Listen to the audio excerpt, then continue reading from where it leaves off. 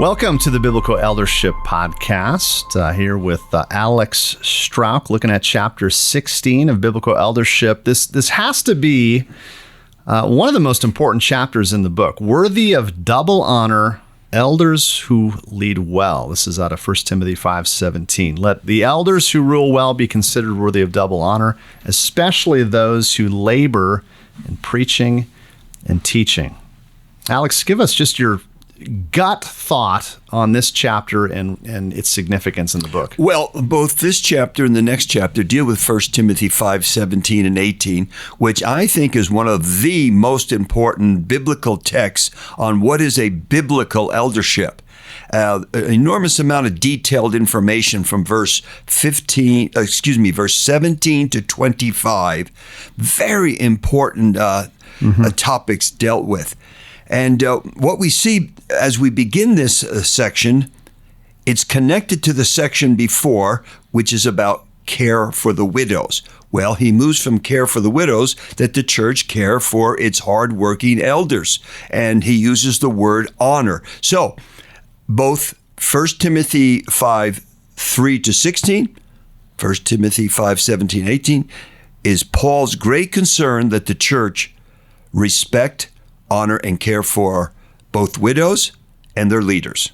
So you have here in this chapter and then the next chapter, this really, it's got to be one of the best places in the New Testament where we see there's one group of elders, but a functional diversity. And you've got, the focus of this chapter is those who lead well. Focus of the next chapter is those who preach and teach, receiving double honor. But maybe just talk to us again about the significance of understanding this aspect of biblical eldership, that there is a diversity among the eldership.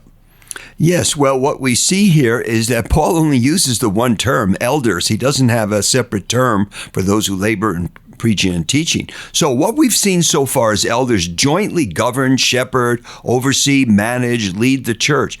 But within the council of elders, some distinguish themselves for their exceptional leadership, management ability, or for laboring in preaching and in teaching. So we have just a very clear illustration here of parity among the elders and functional diversity, which, if you remember, we go all the way back to chapter 3 on that.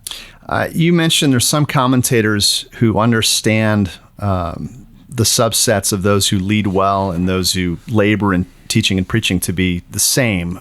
Maybe comment on that. Yes. Well, first of all, there's an excellent article by Vern Poythress, who is a tremendous scholar, one of our premier scholars, and he has taken on this issue of how do we translate this word melista, which is the word for especially, above all, most of all, particularly. Some Bible scholars believe that it should not be translated above all or especially, but should be translated something like that is, namely. So what that would mean is this.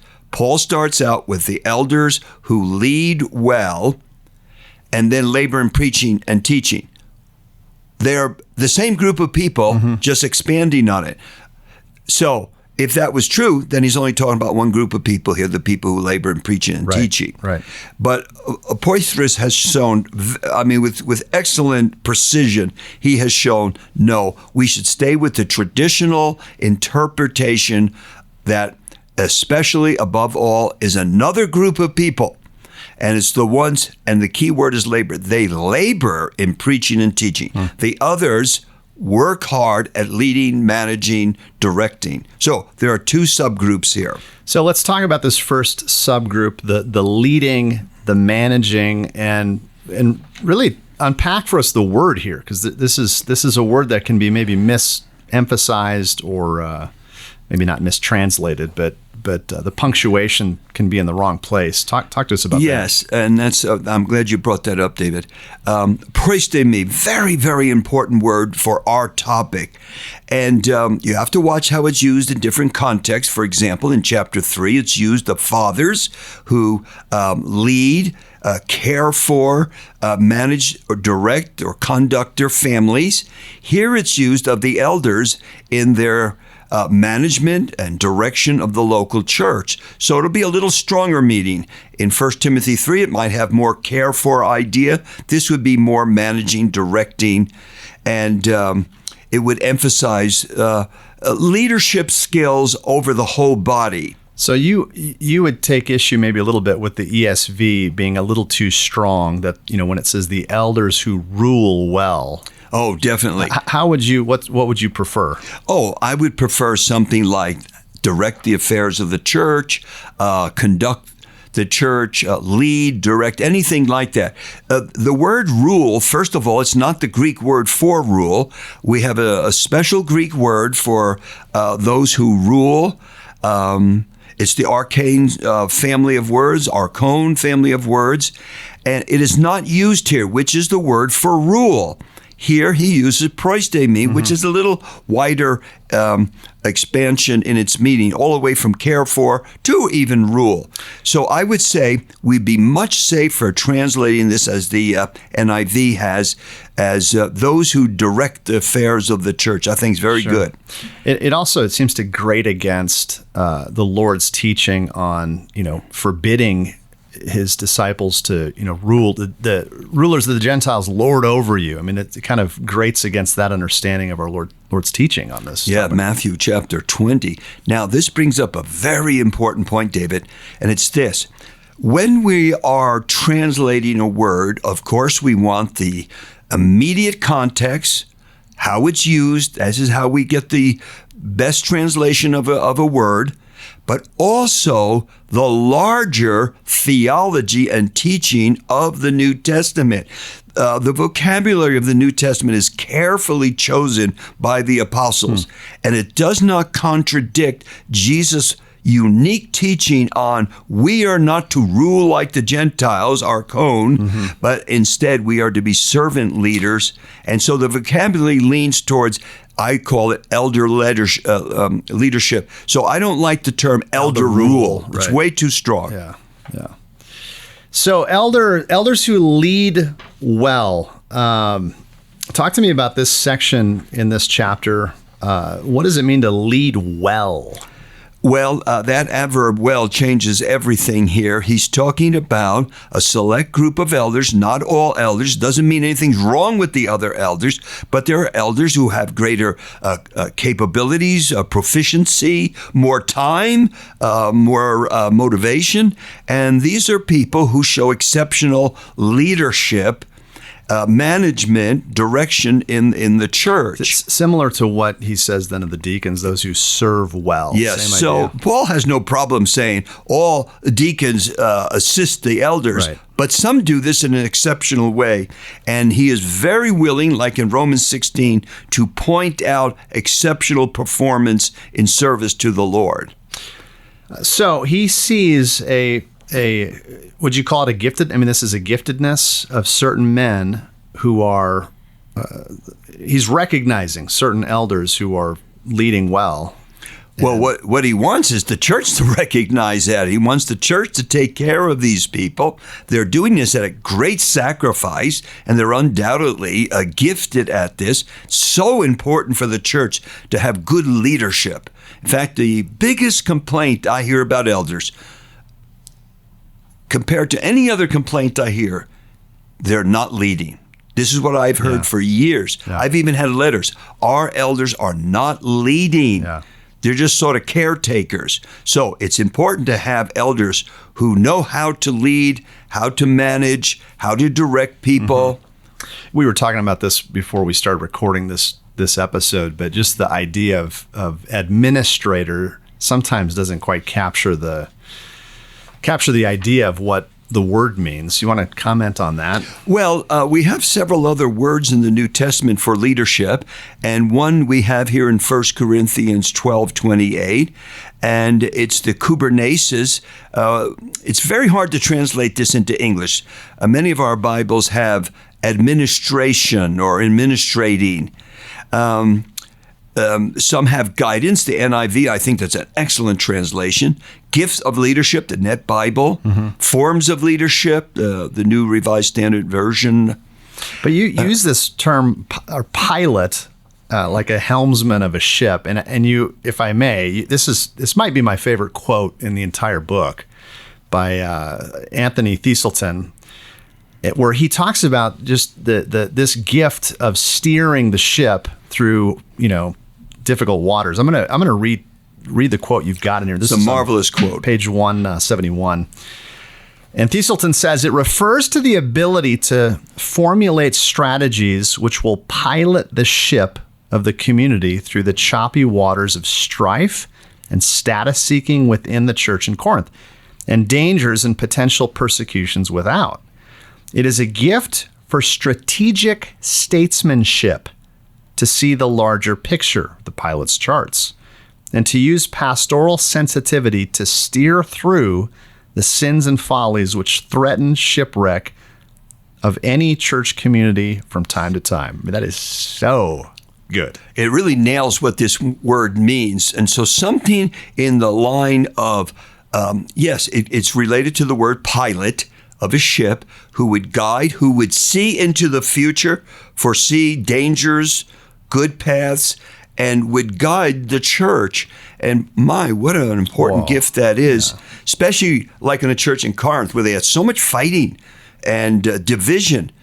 They needed someone to pilot that church in a better direction. So yes, that quote is a marvelous quote, and it's on page 171. People ought to go over it again. So if you have a person with that gift, that's a marvelous gift of directing, guiding, leading. It's a lot better, more colorful understanding than just administration. Yes. You mentioned Romans 12, verse 8, the word for lead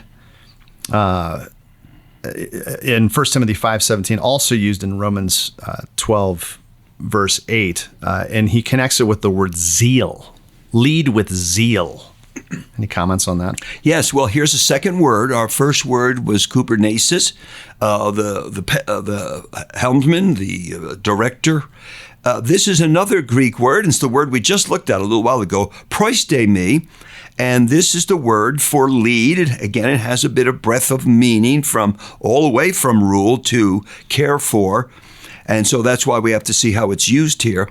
In this context, I just take it, best way is the one who leads, and then he adds something very, very important, the one who leads with zeal, or we could say the one who leads with diligence.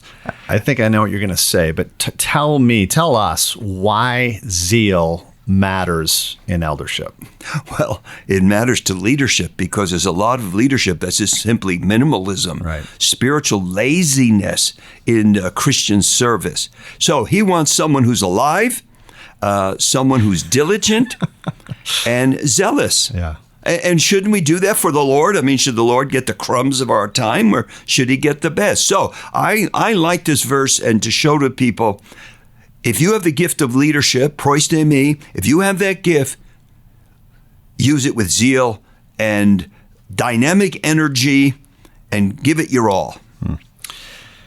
You give an example here of a man we both knew, Mr. Herb Banks, now with the Lord, as an example of this. And I thought it would be good for you just to tell a little bit about him, because he really encapsulates this idea, and it may help people remember the meaning of this word. Well, I gave this illustration because he is such a great example of the person who steers the ship, guides the ship, who leads with zeal, manages with zeal. Mr. Herb Banks started our church 60 years ago in his home with several other families, and I learned so much from Herb Banks. The word that comes to my mind when I think of Brother Herb Banks and his wife, Alice, because they were a team, is conscientiousness. Let me repeat that. Conscientiousness. I learned so much about management, follow through, direction, just what a leader should be. And I think of the fact that he guided our church for so many years. We worked together very diligently. Can you think of specific things that stick out that he did that Yes. Well, much of this was the day before computers and hand phones and things like that. But he had a little 3x5 card in his top pocket with a pen, always, and constantly writing down notes in that. And we'd get together every couple of weeks for lunch, and he'd pull out this little card and give me a bunch of jobs. And he'd say, Brother Al Motter, he hasn't been here in quite a while. Why don't you call him? So he'd hand over these jobs to me, especially as he was getting older. And, he was a man who pushed others forward. And I wasn't only one, Dave, you were one, and others, that he would push others forward into leadership, into work in the assembly, never really thinking of himself, what's best for the church. Yeah, piloting the church. The church, loving the church, serving. And, he was never full-time. He had a job. He had a good job, and a job that allowed him a much freedom to do phone calling, visits, drop by during work hours, to visit people at a hospital or in a home. To me, he was an elder indeed. He's what the biblical model would be like. Yeah. No, I think that's helpful to hear. Moving on to Ephesians 4, important passage as it relates to shepherding. I'll just read it, Ephesians 4:11. And he gave the apostles, the prophets, the evangelists, the shepherds, and teachers to equip the saints for the work of ministry, for building up the body of Christ. Talk to me about shepherding, and are all shepherds teachers? Yes, all shepherds are teachers. This is a very technical point. Daniel Wallace, who is probably one of our greatest Greek scholars, and we have commented on this before, this Ephesians 4:11 and 12 passage is incredibly important. God gives these gifts, teaching, shepherd, evangelist, for the purpose of building people up so that they turn around and build up the church. So this particular gift of shepherd, and I noticed the new ESV uses the English word shepherd, not pastor, because it brings out a much richer imagery, shepherd. If we look at the particular Greek structure here, we would have to say shepherd is a subset of teaching. So every shepherd can govern, can manage, lead, but also be able to feed and teach the people. A teaching or teacher is simply teaching, and it doesn't include the pastoral work. So to have the gift of shepherd is a very important gift. And it might be the kind of person Paul is thinking about in 1 Timothy 5:17, the one who labors in preaching and teaching. This person would also manage. So the shepherd gift sort of combines leadership with teaching. Yes, it's a marvelous gift. And remember, the purpose is to build up the people so they'll go and do the ministry of the work. This last part of this chapter is, you get into worthy of double honor. Talk to us about this term honor. What does it mean? Well, first of all, it's been used in the first part of 1 Timothy 5, verses 3 to 16, of the widows. Widows, who are true widows, are to be honored. And we know from the context that honor there doesn't just mean a tap on the back. It means both respect and material assistance. You're not going to help a real widow if you don't feed her and help her with her expenses. So the word has this twofold sense. Well, I think that twofold sense of respect and monetary compensation spills right over to verse 17, that by double honor, he means twofold honor, which would include, of course, respect, which, interestingly, let the elders who rule well be considered worthy of double honor. All elders receive honor. All elders receive honor for their work. Some twofold honor because of their extra work or their specialty in preaching and teaching. So if that's honor, what's double honor? Well, I think it's twofold honor, and it's similar to the first part of 1 Timothy 5, that it will include respect and practical monetary support. And we know that from verse 18. Verse 18 even talks about wages. I love this quote from Richard Lenski. Wreaths are not to be laid on their graves after they're dead, flowers are to be given to them now in order to cheer them in their work. Yes, that's beautiful. That's good. So, and this is Paul's concern. Let's get the big overarching picture. The overarching picture is Paul wants the church to respect their elders and to care for them in a very material, practical way to see that they receive proper compensation, honorarium if you want, for their work. That's the big overarching picture here. And we'll see this in a while. It'll go on to other things like giving them protection from accusations. So that's the big picture here. And you can understand this when you understand the church was in a mess. And leadership always gets criticized when the church is in chaos, which it was. Right. And the false teachers. And so he knows there's going to be no hope for this church unless they get the eldership right, and they need to be cared for and loved and respected, because people can turn on the elders very quickly and get very angry at them and leave the church, and you're letting all these bad things happen. Right. So his point is, elders who are leading skillfully, effectively, are a huge value to the flock. He wants them financially remunerated, double honor.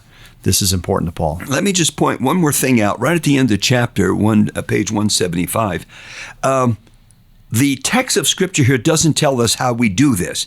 How do you financially compensate, support an elder? There's nothing given about details. So every local church, whether an elder is part-time or full-time or quarter-time, how you support that person, how much you support them, is something the local church will have to answer. The main thing that Paul says is honor them. Mm-hmm. They deserve double honor. Well, in the next chapter, we're going to look at worthy of double honor elders who labor in preaching and teaching, kind of a parallel chapter with this one. But Alex, thanks. This has been helpful. Biblical Eldership Resources is committed to equipping church elders to help them be effective, godly leaders of the church. Please consider donating to the ministry so that we can continue to provide essential eldership resources for church elders around the world. To donate, go to biblicaeldership.com.